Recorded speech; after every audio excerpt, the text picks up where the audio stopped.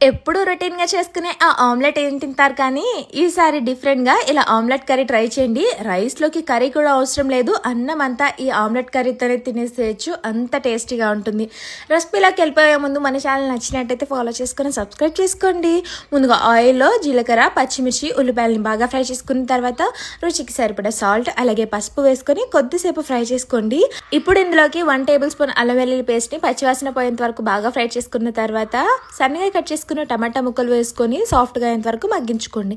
ఇందులోనే కారం, గరం మసాలా కానీ చికెన్ మసాలా కానీ వేసుకొని 1 నిమిషం పాటు ఫ్రై చేసుకొని సన్నగా కట్ చేసుకున్న కొత్తిమీర వేసుకొని ఈవెన్గా స్ప్రెడ్ చేసుకోవాలి.